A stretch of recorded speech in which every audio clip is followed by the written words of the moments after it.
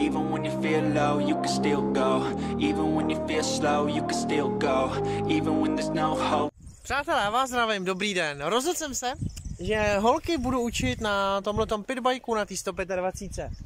Takže dáme si takový rychlý jakoby vysvětlení pro ně.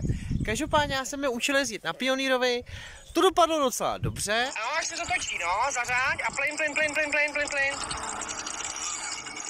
Hezky. To má zvedla na zadní kači.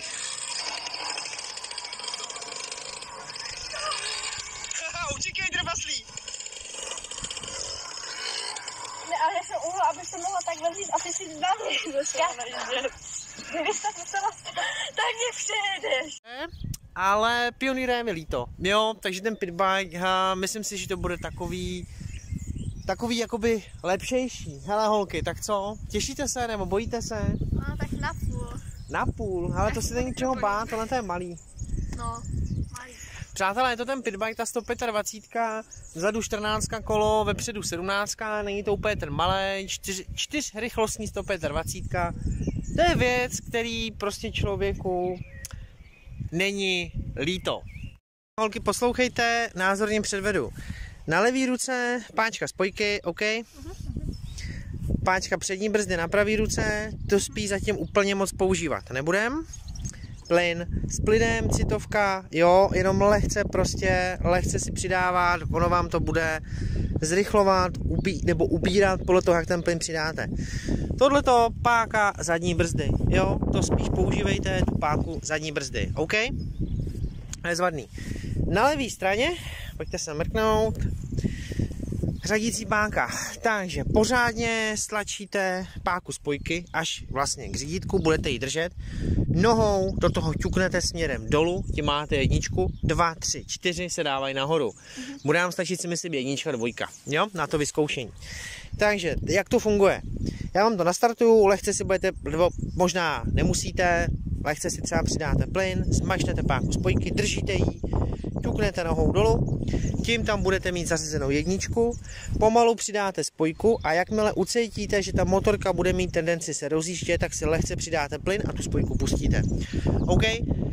Až pojedete rychlejc, až už to bude mít velký otáčky, zase smačnete spojku, špičkou ťuknete nahoru, tím budete mít dvojku, pustíte spojku, přidáte plyn. Jo? Výborný, hele, názorně předvedu, fakt na tom nic není. Hele, pak jednoduchý, já vám to nastartuju, jo? Jo.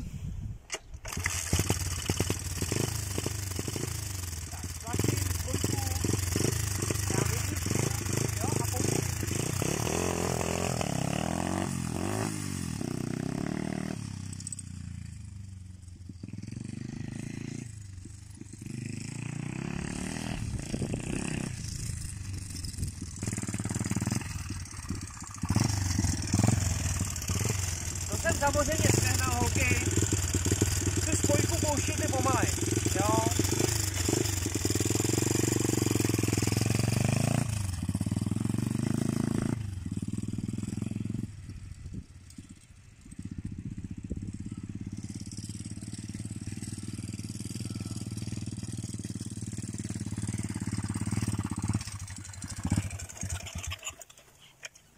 Jo, vážně. Na tom nic není. Kdo bude první? Trpaslík? Segra. Tak, okay. Přátelé, první pojede Nikča, pak pojede Kačka. A tohle to je Nikča. Čau Nikčo.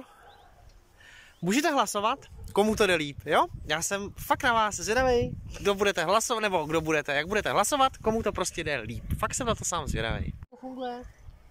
No, okay. Tak, promiň, já ti to nastartuju. Jo, máme to zaplý.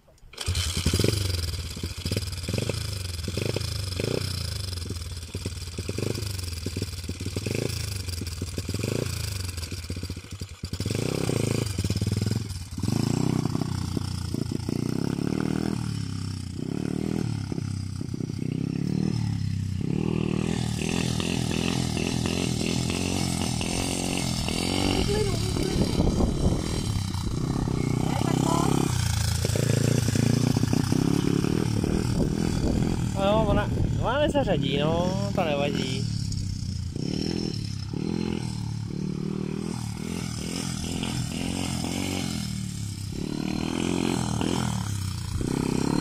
Tak dobrý, spojku.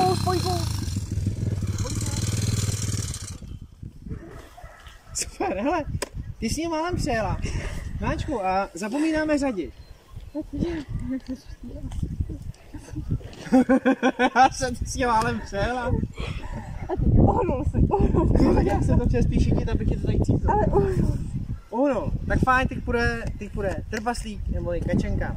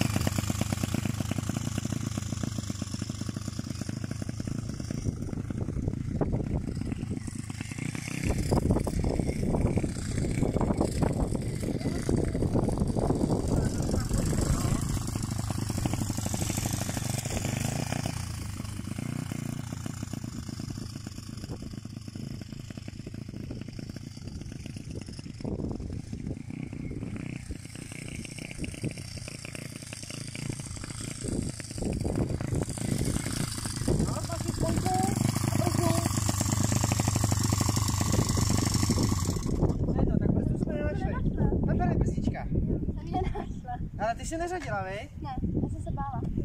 Ty jsi se bála řadit? Jo. Ale bylo to dobrý. Šikula. Tak vezmeme to nějakou polňačku nebo? Pomalinku. Ale to nemůžeme jezdit pomalinku. Musíme jezdit rychle. Tak chceš se na té minikrosce? No tady. Tak jo. Přátelé, tak tohle je ta minikroska, o kterou bude soutěž. Jak to nastartuju, Zlata, máš ty zastánku? Ne. Nevadí. Dobrý.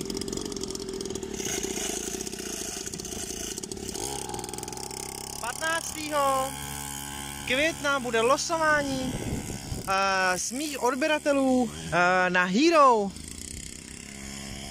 o tuhletu minikrosku. Jako je s tím sranda.